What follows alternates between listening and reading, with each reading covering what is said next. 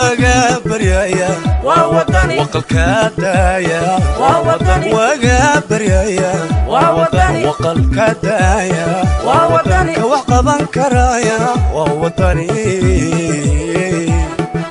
iyadoo ay dabaysha isbeddeldoonka weli dhex shubaxaysa gobolkii Togdheer waxa aan loo kala aabayeelin taageerayaasha xisbiga isbeddeldoonka ku soo biiraya sidoo kale waxa uu xisbigu ku guuleystay darbiga uu xisbiga kulmiye la baxay bariga galbeed u kala dhaxeeyay shacabka Burco taasoo xafladaha dabaysha isbeddeldoonka ka socota hoteelada Balaasa Nasteexo New Burco Ramad Cafe Golis iyo kuwa kale halkan waa hotel Balaasa waxaana ka socota munaasabad aan ay u kala harin beesha reer Benin bariga magaalada Burco waxaana habeenkii xalay u qoyskooyeen xisbiga kulmiye iyagoona dhaliilaha wada u mariyay xisbigaasi waxaana si hagar la'aan ay si berber taagan xisbiga waddan iyo waliba hogaamiyaha guusha xisbiga waddan oo waliba shacabka reer Burco ay sidoo dabaysha isbeddeldoonka la damaashaadaya waxaana hogaamiyuhu madal balaaran ka sheegay shacabka reer Burco u heelan yihiin isbeddel dalka ka dhac sidoo kalena lagaga saaray buu yiri korneelada xisbiga kulmiye ku sheegay dhigmeerato hanan kari waayay qulubta shacabka ka dulman gobolada bariga Soomaaliya iyo waliba inay ka aradan yihiin buu yiri baahiyaadka asaasiga wuxuuna sidoo kale ku dhaleeyay in xisbiga kulmiye wali uu shacabka ku jeestay ugu qoroleynayo hogaamiyaha fariin dhawaaq dheer ku sheegay inaanay suurtagal ahayn in shacabka lagu mahanan karo xarig laaluush hanjabaad iyo wax kale waxaana go'aan balkaasi ka hadlay waxgarad aqoon-yahan dhalinyaro iyagoo dhamaantood cod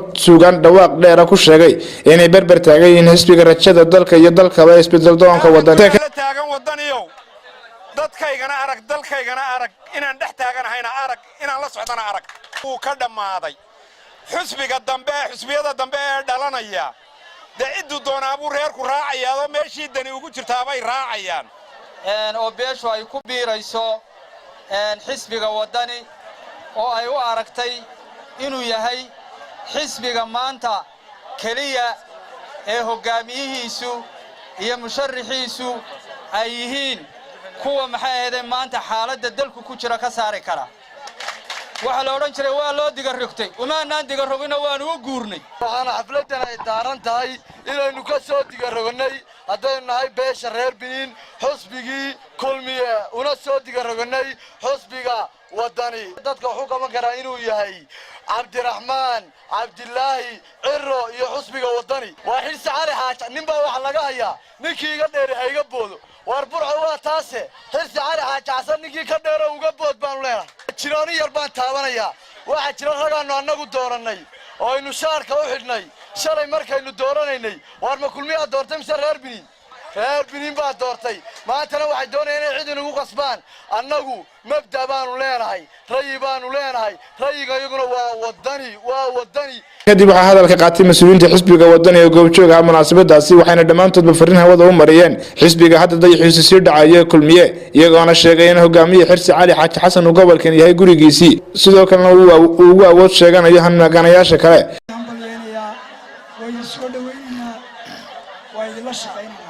Burco ay tahay runtii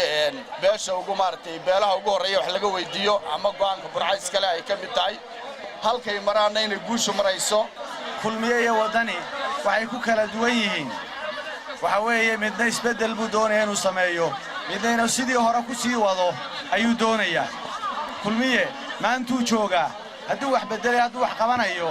wuu jooga